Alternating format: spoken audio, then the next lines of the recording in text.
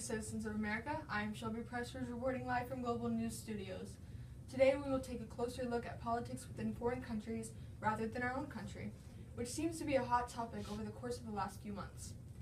As summer months approach, we begin to get closer to the month of August, which for one specific South African country will bring about a major change regarding leadership. Reporting live from Angola is Lily O'Connell. Lily, please inform our audience of this major change. Good afternoon, and thank you, Shelby. As August approaches, the country of Angola is preparing to make room for a new president, as President José Eduardo dos Santos is choosing not to run for re-election after an astonishing 38 years serving as the head of state. Dos Santos declared his decision in March of last year, but the country is preparing for his resignation as August approaches. It has been stated that he will in fact remain the leader of the People's Movement for the Liberation of Angola, which stands as the leading governing party of the country. Thank you for informing our audience of this change regarding leadership within Angola.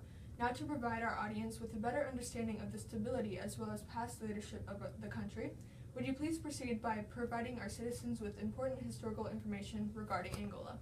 Citizens, please turn your attention once again to Lily O'Connell, who is reporting live from Angola. Thank you, Shelby. Back to the story. Dos Santos has once again been the head of state for an astonishing 38 years.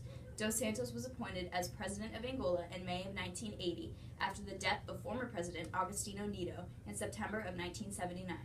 Prior to the leadership of Dos Santos, Neto became the president in 1962 and served as the country's leader until his death in 1979.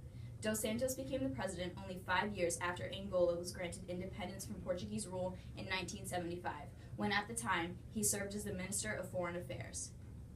Now, I will ask you to focus your attention to Shelby, who will provide you with a brief history of the country prior to the leadership of Dos Santos. Thank you, Lily. Prior to the leadership of Dos Santos, President Agostinho Neto provided the country with leadership and served as the president throughout Angola's independence in 1975, which represented a major event regarding the history of Angola. Angola gained independence from the Portuguese on November 11, 1975.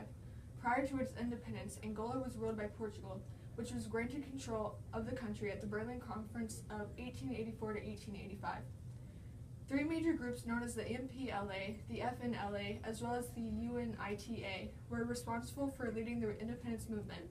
Each group shared the common goal of providing Angola with freedom. In 1974, a military coup within Portugal was responsible for prompting the independence given to Angola and other Portuguese colonies. Throughout the 1960s as well as the 1970s, these rival groups engaged in a violent campaign against the Portuguese rule, which was followed by 27 years of intense civil war between the rival groups. In 1975, before the Portuguese decide to officially withdraw from the country, the MPLA is successful in defeating and driving both rivals out of the region and soon becomes in control as many Portuguese flee the country without setting in place any specific government control. The MPLA is announced as the new government with support from the USSR and Cuba, and Agostinho Neto, who has led the MPLA, becomes the president. I will now conclude with the country's stability prior to their independence. After Angola had gained its independence, conflict was still present within the country, involving Russia's urge to spread communism throughout Africa. In 1988, a pact with Cuba was created, which drew the Cuban troops from Angola and put an end to the fight for communism. The country continued to battle through intense civil war up until February of 2002, when the leader of UNITA was killed, resulting in a ceasefire. Now, please turn your attention back to Shelby, who will provide us with an update of Angola's current status. Today, Angola remains a very unstable as well as unwealthy country. Angola is considered an extremely corrupt country with poor government control as well as leadership.